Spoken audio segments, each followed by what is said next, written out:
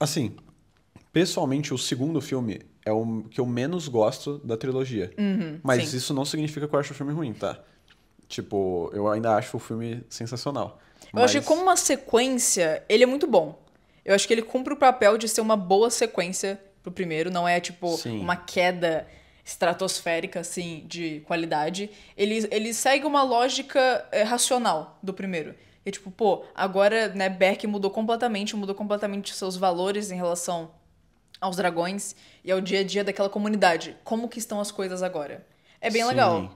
Mas eu sinto que o vilão podia ter sido melhor trabalhado. Exato, eu acho que o que impulsiona muito Como Treinar o Seu Dragão 2 é o arco do estoico com a Valka. Eu acho que assim, e esse é o grande ápice do filme, a grande carga emocional nesse filme vem muito mais do estoico com a Valka do que da relação necessariamente do Soluço com o Banguela. E eu acho isso assim muito bom porque a gente tem uma evolução de outros personagens que eu acho que é muito bem feita. Mas aí a gente tem exatamente esse ponto de que eu gosto como o primeiro Como Treinar o Seu Dragão, a gente não tem necessariamente um vilão. A gente tem esse antagonismo que paira o ar, né? Sim. A gente tem que encontrar a Ilha dos Dragões e existe aquele alfa lá que controla os dragões e tudo mais. Mas não é necessariamente uma presença de um vilão, sabe? Durante toda a trama você não tem isso. Você tem mais essa relação de paternidade, de atrito do Soluço com o pai. Agora, no segundo filme, a gente tem um vilão muito claro. Porém, é isso. Eu não acho que o Drago ele é um vilão que, sabe? Você não sabe tanto sobre ele, exatamente a motivação dele. A motivação dele é meio jogada só de tipo, eu perdi meu braço pro dragão, então eu mato o dragão agora. E é isso, tá ligado? Eu sou uma pessoa que eu frequentemente gosto de vilões bem do mal, assim. Eu acho que às vezes, dependendo da proposta do filme, funciona muito bem. Tipo, sei lá, mano, vou pensar aqui de cabeça agora. O Dr. Facilier, do A Princesa e o Sapo. O cara do voodoo lá. Sim, sim. Ele é um cara, assim, do mal e qual que é a motivação dele? Ele não tem nenhum trauma de infância. Ele é do mal. É isso, ele faz voodoo e magia negra. E eu acho legal. Eu acho que é da hora. Mas, às vezes, eu sinto que talvez não ter um vilão beneficiaria a narrativa melhor. Eu acho que talvez no 2 teria como eles fazerem um roteiro, uma história muito mais legal se o foco fosse do Soluço encontrar a mãe dele. E todas as questões e mudanças que isso traria. Porque realmente, eu sinto que como telespectador a gente tá muito mais interessado a partir do momento em que a Valka entra em cena do que. A partir do momento que ela entra em cena, toda a questão do vilão fica meio tipo blé. É porque o Drago, eu acho que ele tem um design muito imponente, ele é um personagem interessante, tá ligado? Ele tem uma certa aura. Mas é muito isso, tipo, a gente conhece, por exemplo, o Emmet lá. E aí, tipo, o Emmet é um personagem interessante, que surge, que vira um rosto. É meu filho de Eren. Tipo, se mantém na saga, tá ligado? Mas é isso, tipo, você ouve mais os outros falarem sobre o Drago, que é o que eles tentam usar pra construir essa aura, né? Do personagem em si. Mas ele aparece por pouco tempo, eu não acho que ele é tão marcante quanto o Grimmel do terceiro filme. E eu acho que pra mim ele é assim o elo mais fraco do filme em si. É. Eu sinto que ele é mais uma ferramenta de roteiro, sabe? Agora a gente precisa de um conflito e aí o Drago se faz presente rapidamente nesse momento. E aí depois a história tá sendo engrandecida e a gente tá vendo o Soluço com o Banguela e essa questão dele da maternidade agora, né? E aí a Valka surge e a história ganha uma carga emocional e aí, tá, mas agora a gente precisa ter um conflito, porque não dá pra ser só coisa boa o filme. Aí surge o Drago de novo, né? Eu sinto, parando pra pensar agora, parece quase que eles já tinham a. Spoiler! Morte do Estoico como definida no filme.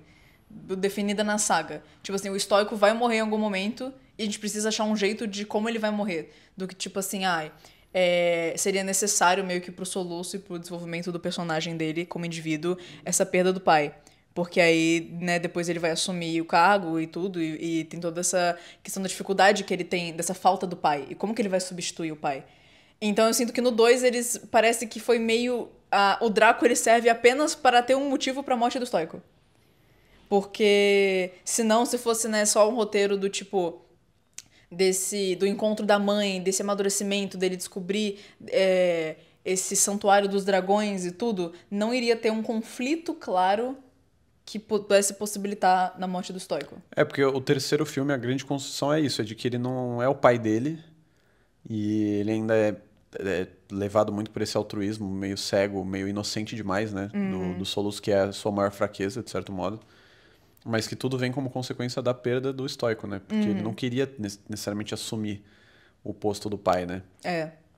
Mas, cara, eu queria ter visto muito mais do estoico e da Valka. Porque, nossa, a cena do encontro deles é assim. Eles não tinham o direito de fazer uma cena Assim, tão emocionante. sejamos sinceros, a cena do reencontro do estoico com a Valka, em Como Treinar Seu Dragão 2, ela tá no assim, top tier cenas de animações mais marcantes da história. Não tem como não lembrar dessa cena e não se emocionar com ela. Eu acho que por tudo, sabe? A construção visual da cena é muito bonita, assim, a fotografia, aquela parada de que o estoico, ele vai caminhando até chegar no mesmo nível da Valka e ele não fala nada, sabe? Ele vai abdicando de todo o lado bruto dele. Eu acho isso muito simbólico também. Quando ele entra na cena, ele larga a espada, ele tira o capacete, sabe? É como se ele vai deixando esse lado bruto de lado. E isso, assim, é um toque visual muito bonito, porque antes, quando ele chega pra salvar o Soluço tá tipo, não, calma, pai, não sei o que, sabe? Não seja levado de novo pelos seus impulsos, porque o estoico é muito mais bruto, né? Muito mais impulsivo. E aí ele fala, tipo, pai, larga a espada. E o estoico não larga. Mas aí quando ele vê a Valka, ele fica tipo, cara, eu não posso cometer o mesmo erro, sabe? Não importa nada. Nada mais importa aqui do que ela. E ele larga a espada, ele tira o capacete, ele sobe até chegar no mesmo nível do que ela e ele só abraça ela e fala que ela tá tão linda quanto no dia em que ele perdeu ela. E aí, sim, cara, não dá pra Cara, você é muito lindo. ficar normal nesse momento. Se você não chora ali, você não tem coração. E você vê a Valka, ela, tipo, começa a tentar se justificar porque ela espera que o estoico vai ficar muito bravo, porque onde você esteve esses anos todos, e eu criei nosso filho sozinho, e você tá combatendo, você tá cuidando de dragões agora, e ela fica tipo, não, mas eu sei que você não vai gostar, sabe o quê? Por que você não grita? Por que você não fala nada? Porque pra ele nada disso importa, pra ele só importa que ele encontrou o amor da vida dele de novo. E isso é lindo. Não, é muito linda essa cena. E não dá assim. Eu vi uma pessoa. Eu tinha visto esses dias no Twitter uma pessoa falando que, tipo, quando ela assistiu Divertidamente 2, ela achou que a cena lá que tem da ansiedade, que a Riley tem a crise de ansiedade, ia ser tipo, nossa, as pessoas nunca mais vão esquecer essa cena. E aí, Eu já esqueci essa cena. era ele respondendo esse mesmo tweet dele falando, tipo, nossa, essa cena foi, tipo, completamente esquecível. E é isso, sabe? Eu acho que, tipo, não é só sobre uma representação. Por exemplo, se eu for falar num quesito de crise de ansiedade, eu sinto que, por exemplo, a cena do Gato de Botas é uma cena muito mais marcante. E porque não é só sobre fazer uma cena, ela tem que ter o contexto. Aquela Sim. cena do Gato de Botas, ela carrega todo aquele peso por causa da construção que a gente vê ser feita do personagem durante todo o filme. O medo da morte. E como ele tava evitando isso, como ele Exato. tava, eu sou gostosão. Algo que ele não quer confrontar, né? E aí, por exemplo, em Como Treinar Seu Dragão 2, o reencontro do estoico com a Valka é algo que é inesquecível exatamente pelo peso de tudo que foi construído antes. O Soluço, ele tá o primeiro filme inteiro, ele passa lidando com o confronto da paternidade. E o estoico vendo que ele ele não é exatamente um pai ruim. Ele quer o melhor pro Soluço, mas ele não sabe exatamente como falar, né? Como transmitir, como se abrir pro próprio filho. Tem aquela cena que eles sentam num banquinho, cada um senta num banquinho na fogueira, assim, e eles falam, vamos conversar. E eles ficam em silêncio porque eles não conseguem conversar, eles têm essa trava ainda. Exato. E aí no segundo filme, o conflito é muito mais sobre o Soluço tá lembrando, né? Nesse passado ele não quer exatamente assumir o posto do pai, porque, né, ele não sente que ele vai conseguir atingir o que o pai espera dele. É muito sobre lidar com essa expectativa também, que é um tema que vem do primeiro filme. Porém, quando ele reencontra a mãe, é meio que esse choque de tipo, nossa, finalmente tem alguém que é igual a mim, sabe? Ele sente que ele se encontrou. E o estoico tá completamente preocupado com ele, né? Você vê que quando o Soluço foge quando ele tá fechando o Berk, né? Porque ele tá com medo do Drago. E aí ele e o Bocão pra procurar o Soluço, e ele tá muito preocupado com o Soluço, porque ele sabe a ameaça que tem do lado de fora. E é muito isso, tipo, você tem toda essa construção que nos leva pra chegar naquele momento, sabe? O momento do reencontro. Não é só sobre ter uma cena bem feita. Tipo, a cena da crise de ansiedade da Riley em Divertidamente 2 é bem feita. Mas não necessariamente, tipo, a Riley como personagem é tão bem desenvolvida até aquele momento pra que aquilo seja muito impactante. Porque eu acho que o que não torna aquele momento tão impactante é que, por exemplo, Divertidamente 2 é muito mais sobre o desenvolvimento das emoções da Riley, mas não da Riley em si. Como pessoa. É. E como Treinar Seu Dragão 2, o desenvolvimento é dos personagens. Então, quando a gente tem um momento de emoção genuína, é muito forte. Cara, nossa, é lindo. E todas as outras ceninhas que eles compartilham ainda antes do Stoico morrer, cara, eu queria que tivesse mais. Eu queria que eu pudesse ter visto mais deles se reconciliando, se reencontrando, redescobrindo, reacendendo aquele amor, né? Eles cantando e dançando lá. Inclusive, eu acho que muito se fala sobre, né, o momento onde o Stoico vai até a Valka e fala que, né, ela tá tão linda quanto o momento em que ele perdeu ela. E esse momento, assim, é maravilhoso, é lindo. Mas eu acho que um toque que deixa esse momento ainda mais especial é a sequência que sucede isso, né? Que é o momento onde ele vê que a Valka ela ainda tá muito insegura, ela ainda tem medo de certa forma, sabe? E ele quer se provar pra ela, ele quer provar que ele mudou. E ele canta pra ela a canção deles. Sabe, ele se aproxima dela, ele pega na mão dela, ele vai fazendo um carinho e ele vai cantando pra ela. E aos poucos ele vai quebrando essa barreira que estava existindo ali entre eles, ele vai amolecendo o coração dela de novo.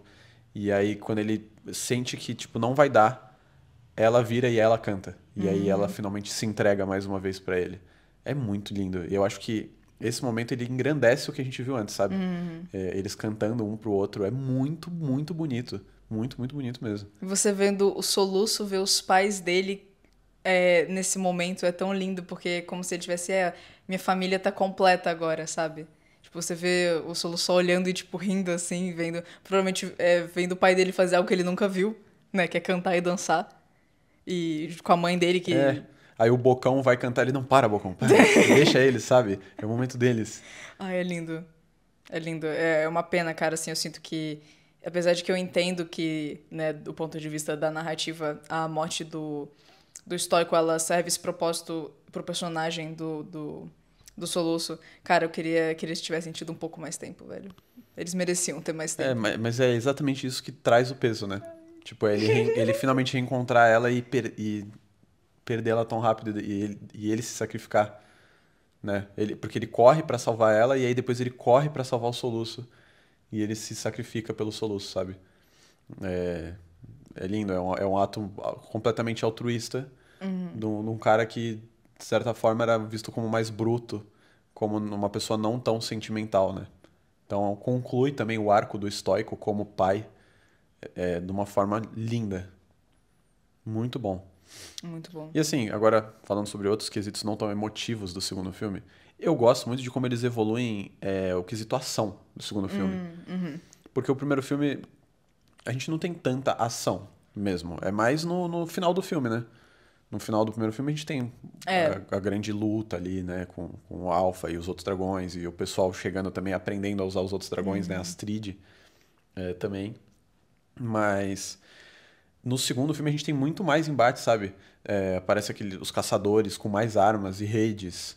E o Drago controlando um exército de dragões. Você vê também a quantidade de armadilhas que eles têm pra prender os dragões, né? O que eles fazem, o jeito que ele controla, usa o Alpha pra poder impor o seu respeito. E um toque que eu acho muito legal é aquela hora que o Soluço confronta o Drago sobre ele ter dragões, né? E aí o Drago fica meio tipo, não, mas você precisa de dragões pra poder caçar dragões. E o Soluço fala, mas será que você precisa de dragões pra isso? Ou é pra que você possa impor as suas vontades sobre os outros, pra que você possa reinar com medo, né? Porque o plano do Drago mesmo, quando ele, né, muitos anos atrás, tem aquele flashback lá que mostra que ele foi nos conselhos dos líderes lá, né, que o Stoico tava, ele fala que o que ele queria mesmo era que todo mundo se curvasse perante a ele. Ele busca muito mais uma aprovação, né? Ele não queria exatamente... O sonho de vida dele não era eliminar todos os dragões porque sim. Ele queria deter este poder pra poder que os outros países se curvassem perante a ele. Nesse quesito, o desenvolvimento do Drago é bem interessante.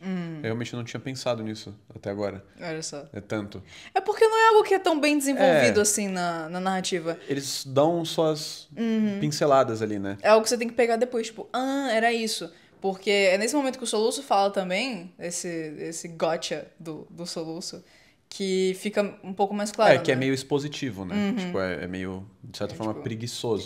Você está usando os dragões para controlar pessoas, é o Drago. Eu tô. Mas é meio sobre isso, né? Tipo, era aquele bagulho, então se eu não posso ser respeitado, talvez eu possa ser temido, tá ligado?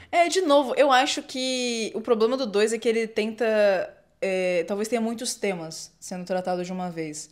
Porque eu acho que, apesar de que eu considero a Valka, a existência dela no 2, essencial, eu acho que talvez se esse não fosse o arco presente do 2, se o foco fosse mais no vilão e nas justificativas dele e tivessem desenvolvido melhor o Drago, ele teria sido um vilão melhor.